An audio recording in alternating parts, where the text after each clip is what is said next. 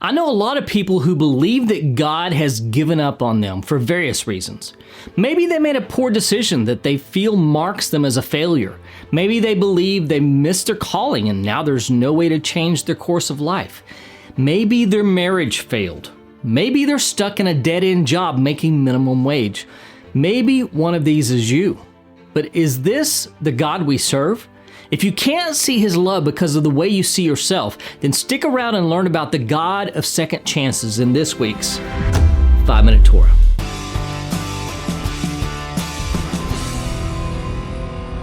Welcome back, Shalomies. Welcome to another episode of the 5-Minute Torah. This week, we are studying the Torah portion of Beha'alotcha, Numbers 8:1 through 12:15, and here are the three things that you need to know about it. Number 1, Beha'alotcha, lighting the menorah.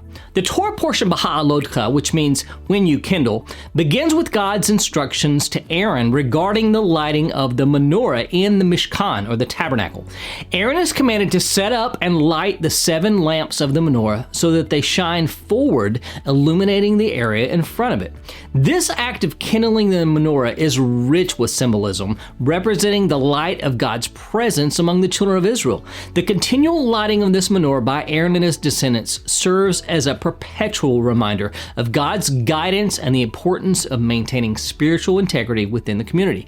It highlights the sacred duty of the priests and the central role of divine light in worship and daily life. Number 2, kvetching and quail, the dangers of discontent.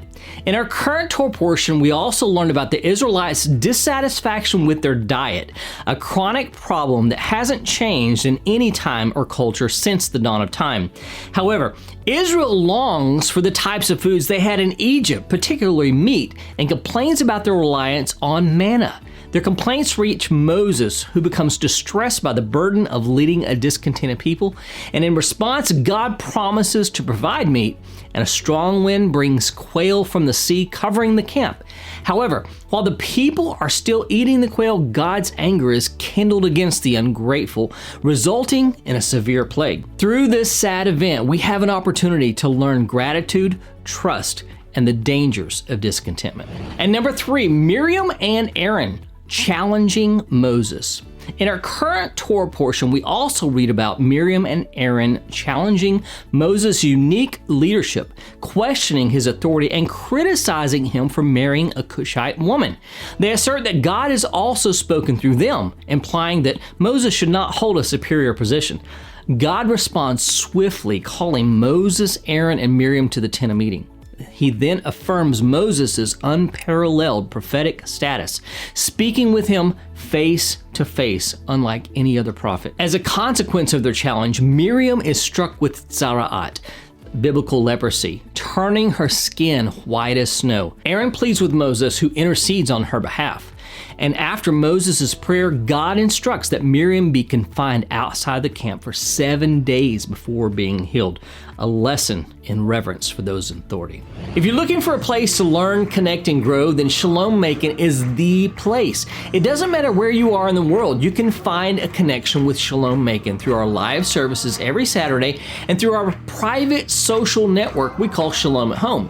Check us out on YouTube and on our website at shalommacon.org for more information. We look forward to connecting with you and seeing you this Shabbat. This week's Torah commentary is called God of Second Chances and comes from my book, 5-Minute Torah, Volume 2.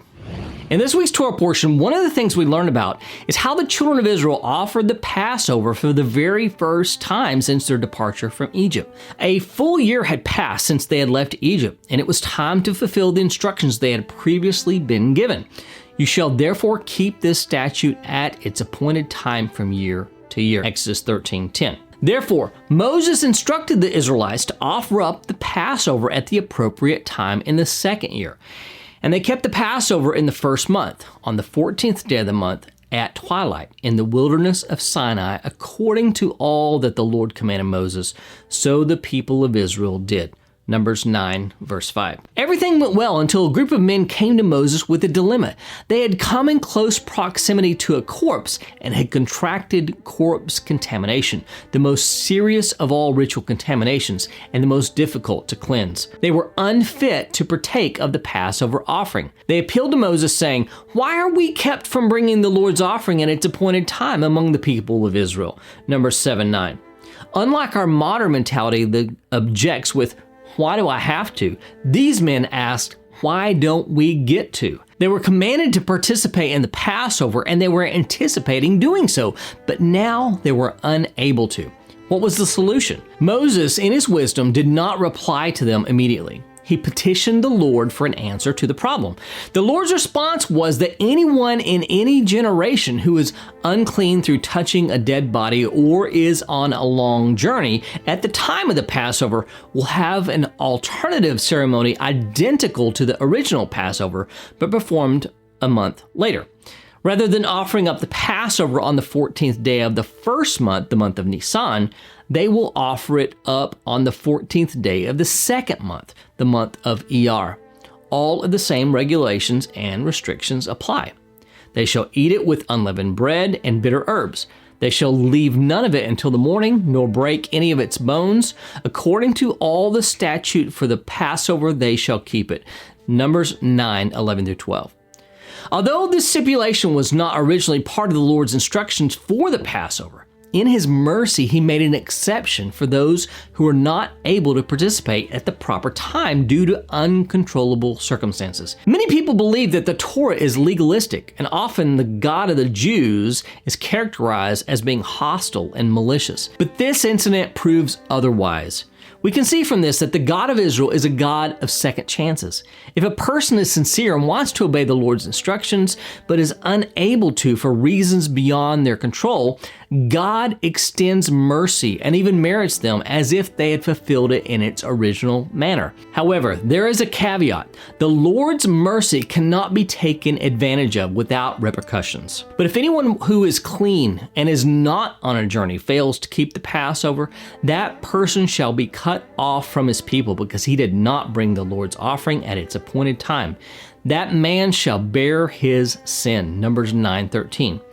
If a person has the opportunity to obey, but intentionally chooses otherwise, he will bear his own guilt and suffer the consequences thereof. Does this only apply in the pre-New Testament times? James, the brother of our Master Yeshua, alludes to this concept in his epistle. He tells his readers, "So whoever knows the right thing to do and fails to do it, for him it is sin." Yes, the Lord is merciful and understanding, but we should never suppose that His mercy is acceptance of inappropriate behavior. The Lord's kindness should lead us to repentance, Romans 2:4, and His faithfulness to devotion. Yes, our God is a God of second chances, but let us not abuse His mercy. Have you ever felt that you failed God and were too ashamed to try again? How did you overcome it? Do you have any advice for the others who might be struggling with this same problem? Let me know. I'd love to hear your advice. And in case you missed last week's powerful teaching at Shalom Macon, All for One, One for All, you can check it out using the link above or at the end of this video. I'll see you next week for another Messianic insight into the eternal Torah of God.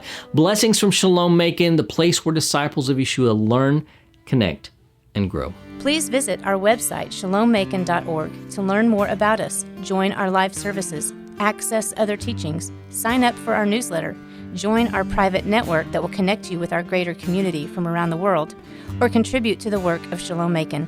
Thank you for watching, and we look forward to connecting with you.